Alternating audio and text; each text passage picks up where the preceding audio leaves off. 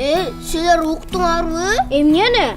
Биз маймылдардан жаралганбыз экен. Жок, бизди куштар алып келген. Жок, бизди капустан арасынан таап алган. Эй, жүргүлө андан көрө чоң атадан сурайсың. Чоң атам баарын билет да, жүргүлө. Болго. Чоң ата, биз кантип жаралганбыз? Мени болсо капустан арасында тапкан бул чынбы? Же доктурлардан, же кемпирлерден балдарды, же кыздарды сатып алышабы? Кел, отургулачы, мен силерге айтып берейин. Кел отур. Кай, силер мунун баарын кайдан уккансыңар? Баарын айтып түшпөйбү. Бардыгыбызды балдарым Кудай жараткан. Энебиздин ичинде болгондо эле оолбу же кызбы Кудай өз каалаганын кылган. Кудайдын керемети күчтүү жана улук болот. Кудай эч качан адамдын жардамына муктаж болгон эмес балдарым. Ушуну бир түшүнүп койгула. Ошондойбу, чоң ата? Ошондой балдар. Жеңем келатты. Чоң кагыла. Чоң ата, дагы бир күн алып келиңиз. Айтып берем.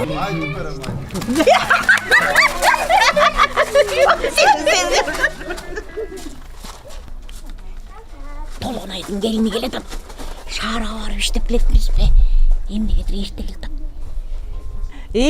Нурай, кызым, супсулуу болуп жумуш иштеп келатасыңбы? Келатам.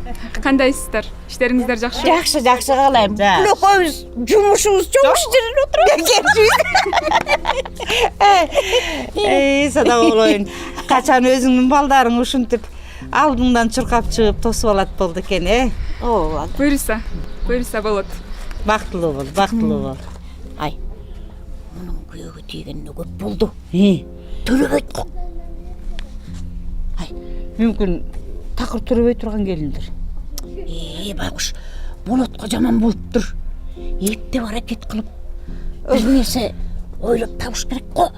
Толгонайга айтыш керек экен. Жанакы эмчи домчу бар го. Эмне? Элдин баары эле барып атпайбы? Айтып көрөлү. Ай, мейли, айтса айталы. Чын эле барсын, алып барсын. Мүмкүн төрөп алар. Ооба, түрүт дебедим.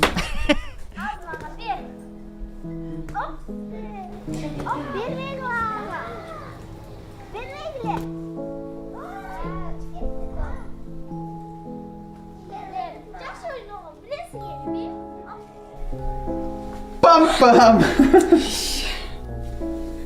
Боюман түшүп калса эмне болот? Чочутайын деген эмесмин. Эмнени ойлонуп жаттың эле? Жумуштан келатсам, көчөдө кошуналар отуруштур, мага бир кызыктай сөздөрдү айтышты. Ошону ойлонуп аткам. Ойлонбой эле учи. Менден жаралган балдарчы. Көрөсүңбү кандай баатырлар жаралат. Аябай күчтүү, акылдуу, ыймандуу балдар. Анын үстүнө мен сага эч нерсе деген жокмун. Чын эле эсиңдеби? Биздин көп балабыз болот деп кыялданчу элек го. Көп деп. Поездин вагондорундай уланып. Бип-бип, бип-бип.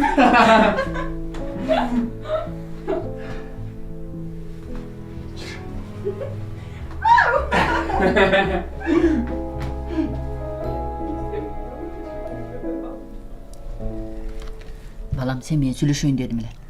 Айтыңыз апа. Үйлөнгөнүңө көп эле болуп калды. Нурайдын боюнда жок го дагы деле. Апа, эмне болуптур эми? Биздин апа үйлөнгөнүбүзгө аз эле болбоду.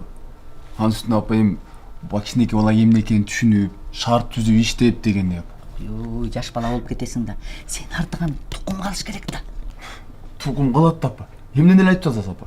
Түшүнбөй атасың сен. Силерге кандайдыр бир каргыш же болбосо жолуңарды бирөө бууп койгон. Аялдын жолун бууп койгондо төрөбөс болуп калат. Бир жакшы көз ачык бар экен. Ошого барып Нурайды көргөзүп келейин. Анан жолуңар ачылгандан кийин балалуу болосуңар. Сен көндүрбөйсүңбү Нурайды? Макулбу? Макул апа, айтып көрөйүн. Кандайсыңар? Чайыңар ысыктыр?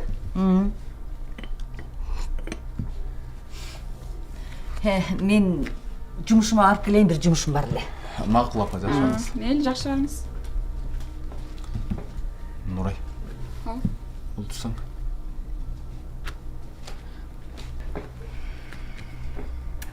Нұрай. Мен көптен бері ойланып жүрмін. Анан үйленгөнүбүзгө деле көп болду. Сен дагы деле боюңда жок.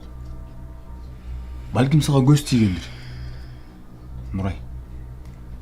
Апам экөөңөр бир күчтүү табып бар. Ошого барып көрүнүп келбейсиңерби? Эмне болгон табып болот? Эмнеге бармак элем мен табыпка? Мага эч кандай көз тийген эмес. Барбайм мен ал жака.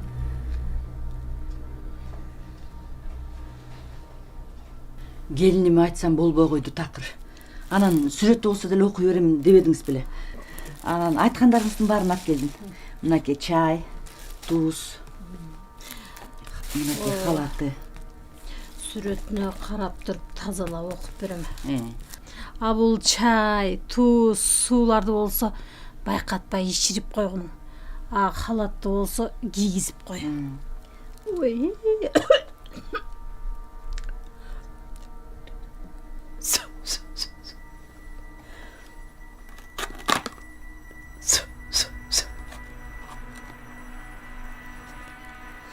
Эмгек акымды билесиң да, Жок.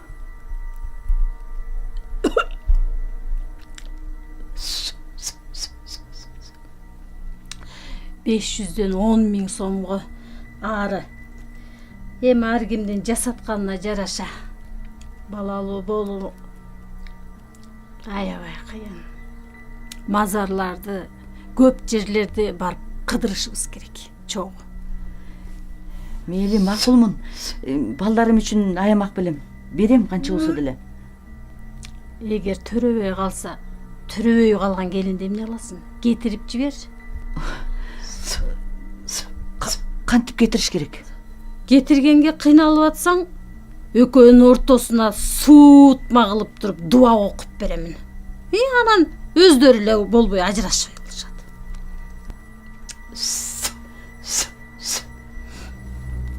Муну жакшынакай кийгизип кой. Бул чайдан жасап туруп байкатпай ичир.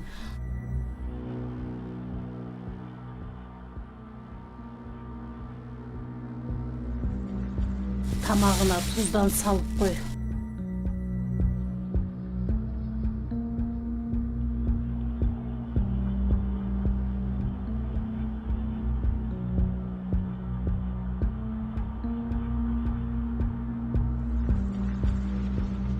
Макул. Рахмат. Дагы качан келем? Канча жолу келем? Мен бүттүгүдө кичекти келе бергиле. Рахмат. Болот. Бүтөйүн дедиңби? Саат болуп калды. Конок барабызбы? Бүткөн жокмун. Бүтсөк дагы конок барбайбыз. Эмнеге? Мен намыстанам. Сен балким врачтарга акчаны берип туруп, анализин жакшы кылып чыгараткансың. Мен кайдан билем? Эмне деп атасың, Болот? Мен башка врачтарга деле барып атпаймынбы? Баары эле жакшысың деп атпайбы? Сабыр кылып туралычы. Тарт. Жөн эле убактыңды коротпо. Түшүндүңбү? Ачык сүйлөшүп алалы. Экөөбүздүн ортобузда бала болгондон кийин бириктире турган эч нерсе жок. Болот. Биздин сүйүүбүзчү. Эмне? Элдин баары айтып жатат. Төрөгөн аябал болуптур деп. Болот, антип айтпачы, суранам, Болот. Көрүнгөн сөзүнө ишене бересиң, Болот. Бизде баары болот, бала болот. Сен да врачка барып көрүнсөң, врачтар айтты, экөө тең көрүнүш керек деп. Мен ден соолугум жакшы, түшүндүңбү? Демек мындай. Төрөсөң жашайсың. Төрөбөсөң түшүндүңбү?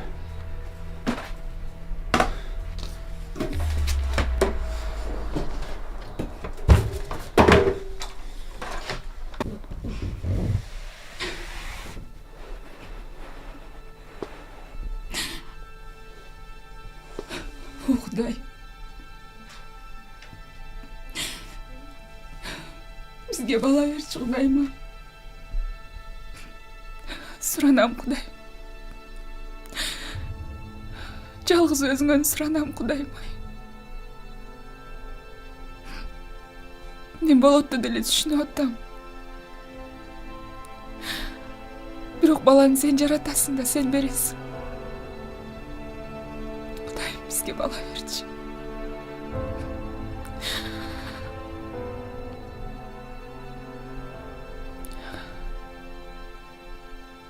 Ошол врачтардын баары анализдерим жакшы дешти. Ушу мен экинчи жолу барып атам.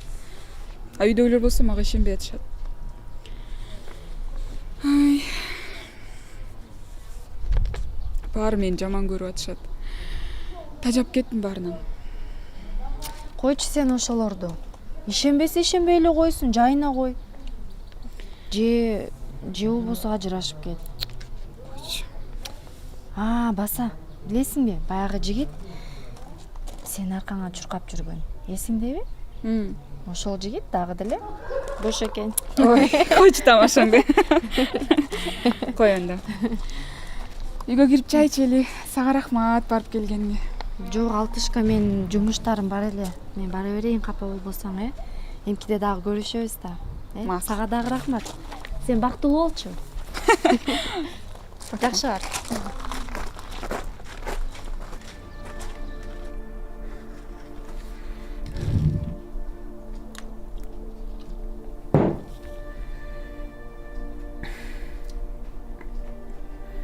Мен эмнеге балалуу болбойм? Башка эркектерде мен эмнемгем? Нурай!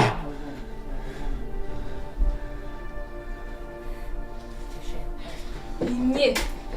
Мына ишенбесең өзүң көрчү. Дагы башка врачка барып келдим бүгүн. Баары таза чыкты, анализдерим баары бирдей окшош таза чыгып атат. Күнөө менде эмес, түшүнсөң. Төрөй аласың деп айтышты. Канчалаган акча кетти? Сенин көрүнгөнүңө канчалаган акча кетти? Сенин дагы деле боюңда жок. Эмнеге төрөбөйсүң? Ишенесиңби, ишенбейсиңби өзүң бил. Мен сага таңуулабайм. Болот, мен баарынан тажап кеттим. Мен кетем. Сен деген эч жака кетпейсиң, түшүндүңбү? Мен башка аял алам, балалуу болом. Ошо балдарды сен багасың. Түшүндүңбү? Эмне деп атасың? Эмне устаң ошол? Түшүндүңбү? Мага сага окшогон тубас катындардын кереги жок. Сен апа, сиз бизге кеңешмекте отуруңузчу. Отурчу. Апа, мен өзүм билип өзүм сезем. Түшүндүңүзбү? Апа, көрдүңүзбү? Жакындан бери эле ушинтип калды. Бул таптакыр өзгөрүп кетти. Сиз көрбөй атасыз, күндө уруш, жанжал. Сен көзүмө көрмөй жоголчу. Мен сени жек көрөм, түшүндүңбү? Бул үйдөн кетпе, жогол. Болот, сага эмне болуп атат? Мындай эмес элем го. Апа, угуп коюңуз. Мен башка аял алам. Башка аялга үйлөнүп, балалуу болуп бактылуу жашайм. Бирок өмүр бою жан дүйнөм оруп, бактсыз өтөм. Анткени мен Нурайды сүйөм. Мен азыр жан дүйнөм ооруйт. Өлгүм келет.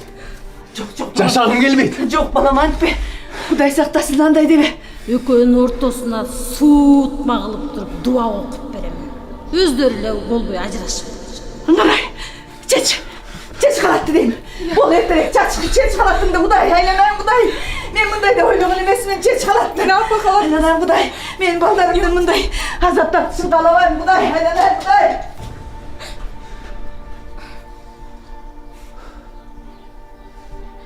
Кудайым, ай, мен эмне кылып салдым? Кудай, айланып кетем, Кудай, кечире көр мени. Балдарымды бактылуу кылам деп каяктан гана ошого бардым. Кудай, бул баары бир ишенич жок ошойт. Кудайым, ай, балдарымды ажыратып алайын дедим го, Кудай, жардамыңды бере көр. Бул эмне кылганы? Айланайын, Кудай, бул эмне кылганы? Айланып кетейин, Кудай, экинчи андай жака барбайлы, Кудай. Балдарымды ажыратып алайын дебедимби, Кудай? Айланайын, Кудай, жардамыңды бере көр. Бул эмне деген шумдук? Айланайын, аз жетен гана ушинтип салайын дебедимби? Айланайын, Кудай, ушуну менен бүт баары кетсин, Кудай. Күйүп жок болсун, айланайын. Окуган нерселерим баары жок болсун, Кудай, кечир мени, кечир. Баламды ушинтип бактысыз кылып алайын дедим. Кудай, кечире көр, Кудай, айланайын, Кудай, сенден суранам. Кечир мени.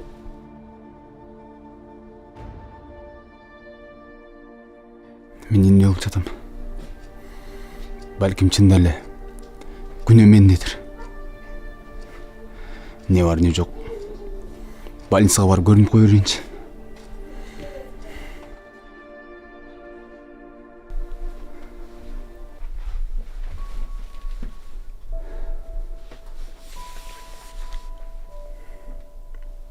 Калайсыңбы? Эртең сен экөөбүз барып врач досума барып көрүнүп келели.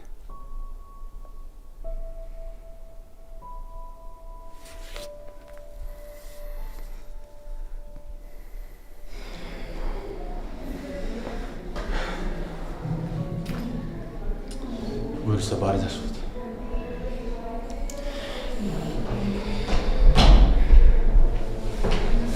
Кандайсың досым? Жақсымын, қандайсың? Қандайсың әже?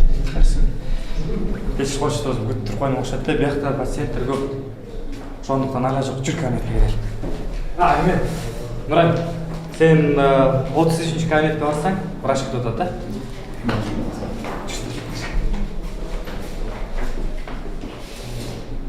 Дейік, теңшілік па? Қандайсың, қандай жүресің? Жақсы, рахмат досым. Көчөдегі телефондан чалдың, шундай бір ачуулук ыйкырдың, дей, тынччылык эле? Эми досум билесиң, биз Нурай экөөбүз көптөн бери балалуусукты күтөбүз. Бирок анын боюнда такыр болбой жатат. Анан толтура больницаларга барды.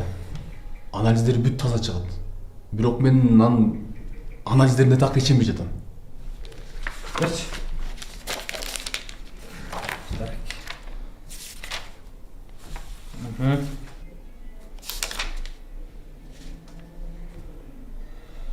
Бул жерде анализдердин баары эле жакшы. Так ачык көрсөтүлгөн. Нурайымда эч кандай эме жок. Негизи сага ачык эле айтыптыр. Бардыгы жакшы. Бул жерде анализдин баары так. Мен Нурайга айтып атам, бир эмчи домчуларга, табыптарга, көз ачтарга барып көрүнбөйсүңбү депчи. Такыр болбой койду.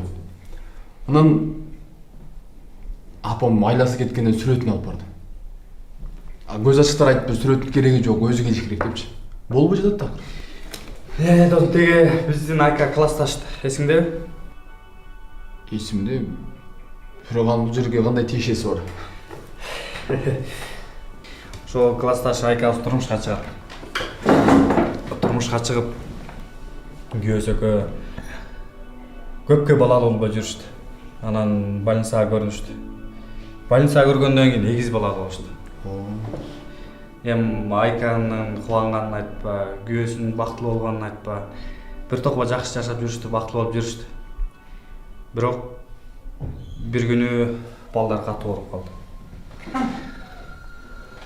Катуу ооруп калган соң ары кандай бүбө бакшыга, табыптарга барды, дуба окутушту, бирок эч кандай натыйжа чыккан жок алардан.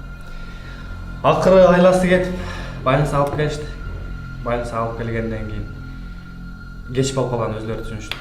Ошентип бийикси балдардан ажырап калышты.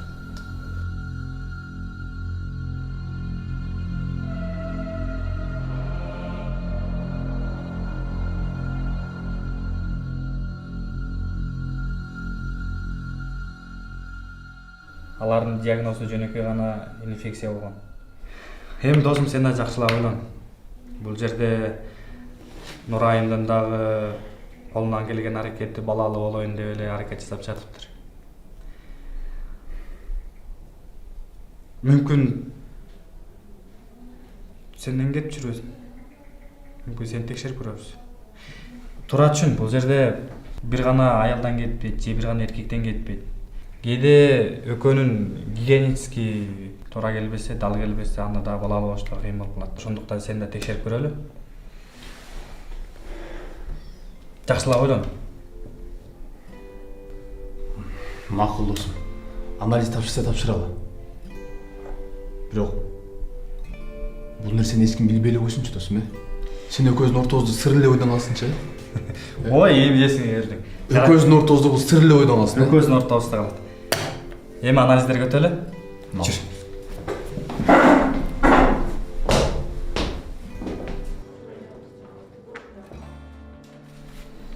Кандай? Анализдердин жыйынтыгы жакшы эле чыкты?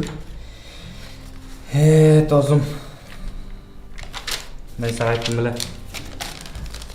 Мүмкүн күнөөнүн баары сенде болуп калышы мүмкүн дедим беле. Кандайча? Эми практикада мындай нерселер көп эле кездешет.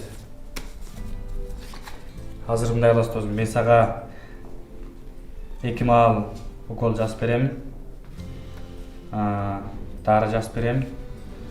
Анан тамактан соң ичесиң. Бүт баары жакшы болот досум. Сен эми дайыма келип көрүнүп тур, каранып тур. Ушул дарыларды өз убагында ичип турсаң эле баары жакшы болот. Проблемам бар эле ушуну чечип коебуз досум. Эч кандай бүбө бакшы табыттарга ишеништин кереги жок. Сеники деле оңой эле, эч кандай оорчулук, эч кандай диагноз жок, жеңил эле.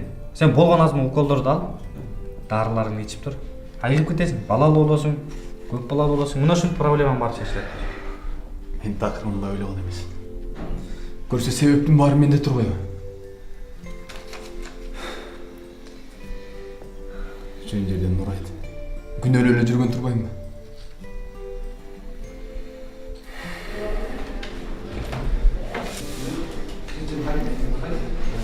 Эмне болду? Баары жакшы эле? Буюрса мындан ары баары жакшы болот.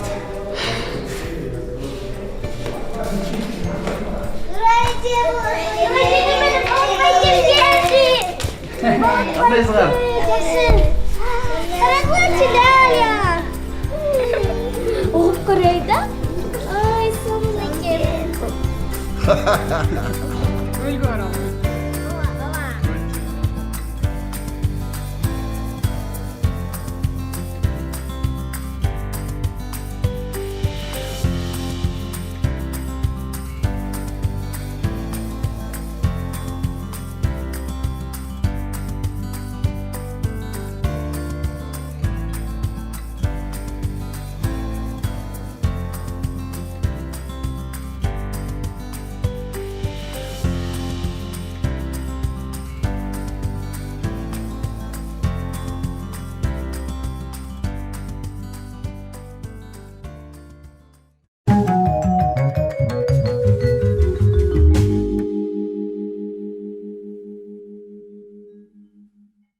Акыркы кездерде бизде урологиялык дагы оорулар жана андрологиялык дагы оорулар көбөйүп баратат. Бул деген эмне?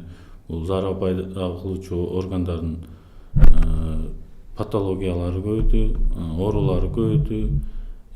Анан кийин жаш балдарда көп кездеше баштады. Оорулар жашарды деп айтылат. Омоложение болезни. Мисалы үчүн простатит деген оору мурда 40 жаштан кийин кездешсе, акыркы кездерде бул 20 жашта дагы, 18 жашта дагы кездешип атат. Андан сырткары тукумсуздук деген проблема аябай көбөйдү. Тукумсуздук бул эркектерде дагы, аялдарда дагы.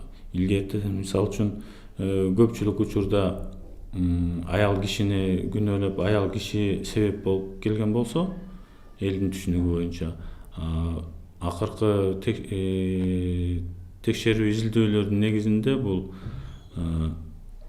эркектердин дагы салымы бар экен.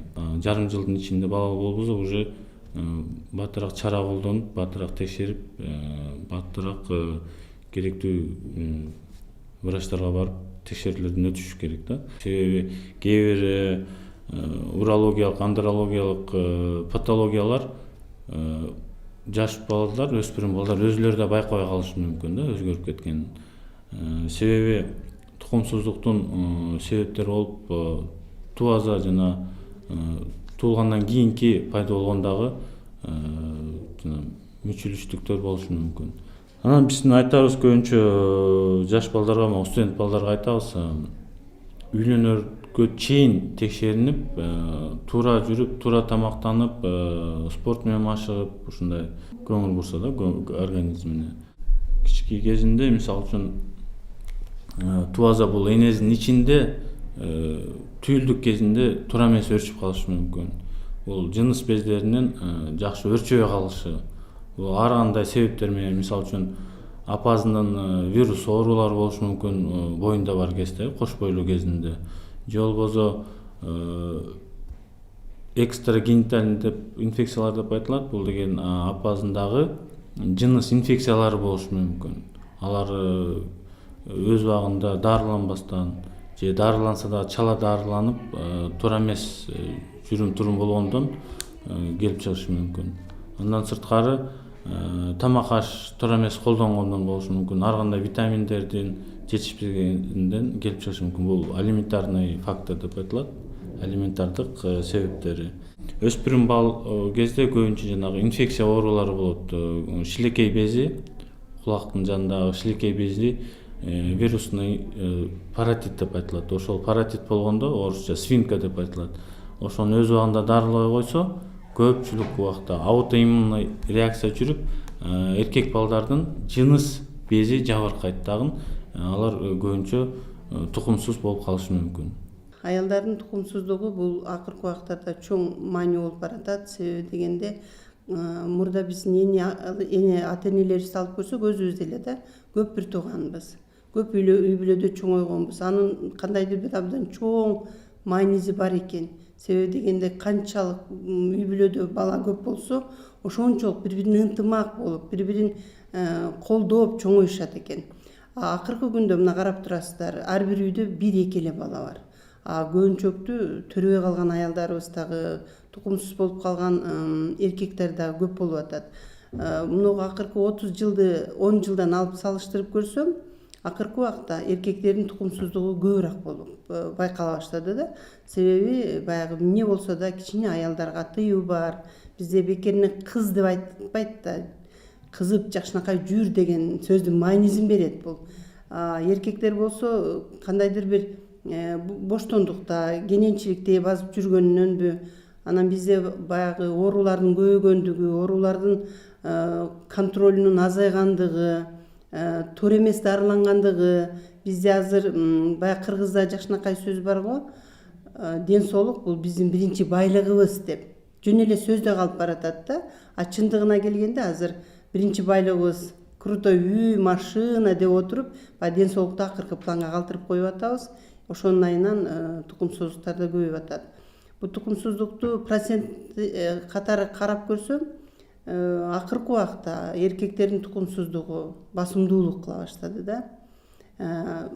Может быть, мен ошентип ойлоп атам, себеби дегенде мен жаштар менен иштеген үчүн, жаш кыздар жаңы эле турмушка чыгышат. Турмушка жаңы чыкканда кээде бойно болбой калат. Себебин алып көрсөк, себеби аябай көп. Аял төрөбөй эле калса үй бүлөдө да, ошол аял күнөөнү да, эркекке басым азыраак. Баягы гендерный неравенство деп, гендердик теңдиктик жок деп айтсак деле болот да, грубо. Себеби эркектер өздөрү эч качан базып барып, мындай урологко, андрологко көрүнүшпөйт.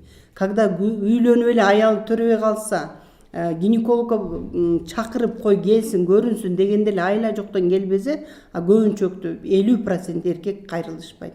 Акыркы убакта кайрылган тукумсуздук үй бүлөнүн арасынан ошо психология жактан тукумсуздуктар да жолук калды да. Бул эркектин алдында аял кишинин жабылып калышы. Вот эшик жапканда, киши кирбей калгандай эле да жабылып калат. Ошон үчүн ошол жакка да мен ойлойт элем, менин коллегаларым көбүрөөк көңүл бурса жакшы болмок.